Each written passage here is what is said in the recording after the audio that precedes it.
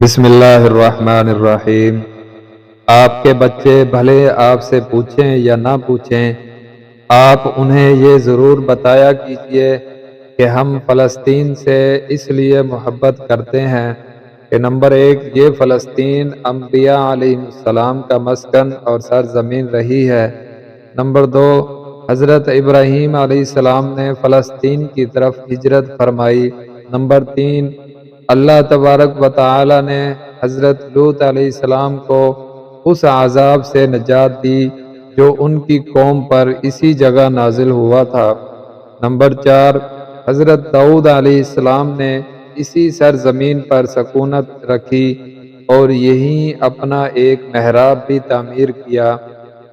Number 5، حضرت سلیمان علیہ السلام اسی ملک میں بیٹھ کر ساری دنیا پر حکومت فرمایا کرتے تھے۔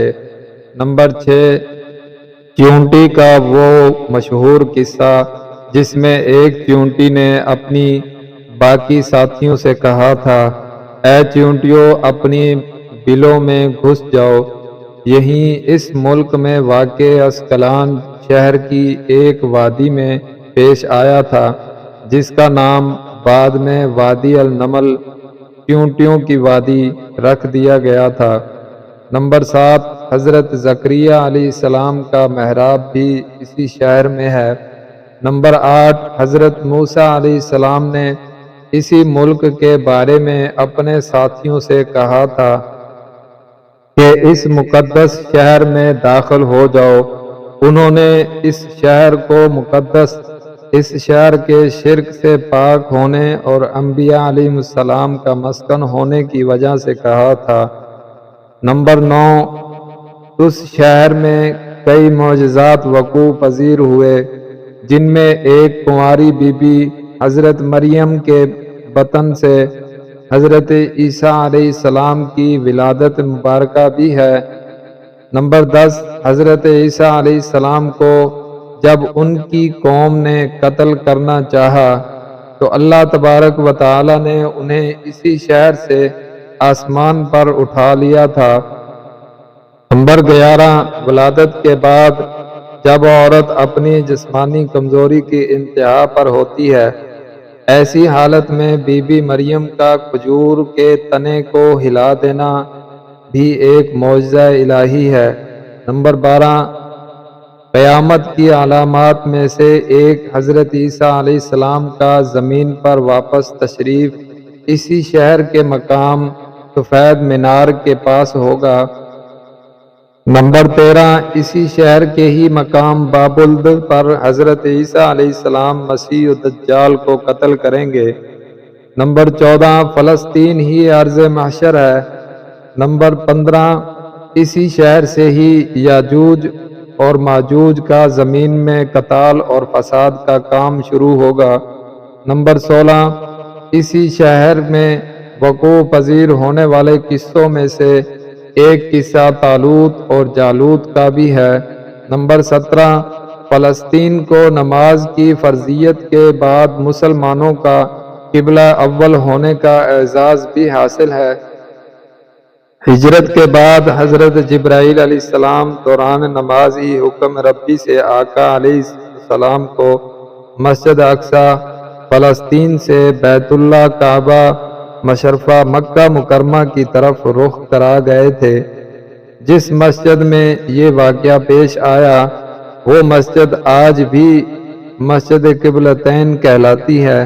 نمبر 18، حضور اکرم صلی اللہ علیہ وسلم معراج کی رات آسمان پر لے جانے سے پہلے مکہ مکرمہ سے یہاں بیت المقدس فلسطین لائے گئے۔ نمبر 19، سرکار دو عالم صلی اللہ علیہ وآلہ وسلم کی اقتداء میں انبیاء علیہ السلام نے یہاں نماز ادا فرمائی۔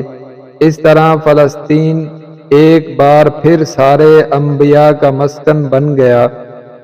نمبر 20، سیدنا ابو ذر رضی اللہ عنہ کہتے ہیں کہ میں نے رسول اللہ صلی اللہ علیہ وسلم سے عرض کیا کہ زمین پر سب سے پہلی مسجد کون سی بنائی گئی؟ تو آپ صلی اللہ علیہ وسلم نے فرمایا کہ مسجد الحرام۔ یعنی خانہ کعبہ۔ میں نے عرض کیا کہ پھر کون سی مسجد بنائی گئی؟ تو آپ صلی اللہ علیہ وسلم نے فرمایا کہ مسجد الاقصی یعنی بیت المقدس۔ میں نے پھر عرض کیا کہ ان دونوں کے درمیان کتنا فاصلہ تھا؟ آپ صلی اللہ علیہ وسلم نے فرمایا کہ 40 برس کا، اور تو جہاں بھی نماز کا وقت پا لے وہیں نماز ادا کر لے، بس وہ مسجد ہی ہے۔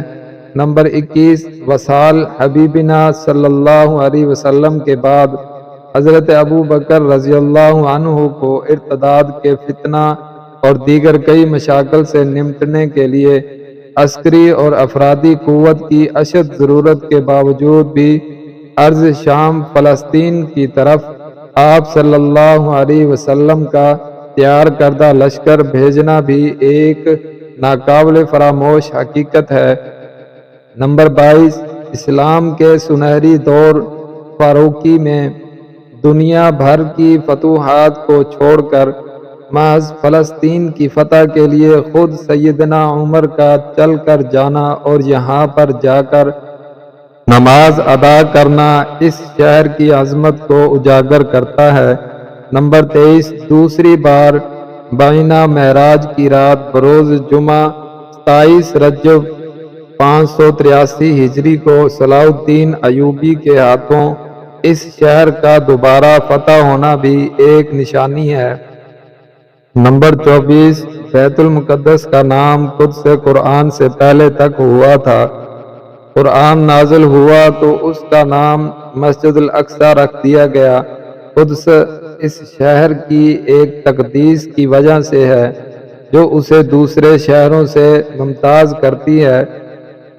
اس شہر کے حصول اور اسے رومیوں کے جبر و استبداد سے بچانے کے لیے 5000 سے زیادہ صحابہ اکرام رضوان اللہ علیہم اجمعین نے جام شہادت نوش کیا، اور شہادت کا باب آج تک بند نہیں ہوا، سلسلہ ابھی تک چل رہا ہے۔ یہ شہر اس طرح شہیدوں کا شہر ہے۔ نمبر 25، مسجد الاقصی اور بلاد شام کی اہمیت بالکل حرمین الشریفین جیسی ہے۔ جب قرآن پاک کی یہ آیت والتین والزیتون وطور سینین وہذا البلد الامین نازل ہوئی تو ابن عباس کہتے ہیں کہ ہم نے بلاد شام کو التین انجیر سے، بلاد فلسطین کو الزیتون زیتون سے، اور الطور سینین کو مصر کے پہاڑ کوہ طور جس پر جا کر حضرت موسیٰ علیہ السلام اللہ پاک سے کلام کیا کرتے تھے، استدلال کیا۔ نمبر 26، اور قرآن پاک کی یہ آیت مبارکہ وَلَقَدْ كَتَبْنَا فِي الزَّبُورِ مِن بَعْدِ الذِّكْرِ أَنَّ الْأَرْضَ يَرِثُهَا عِبَادِيَ الصَّالِحُونَ سے یہ استدلال لیا گیا کہ امت محمد حقیقت میں اس مقدس سرزمین کی وارث ہے۔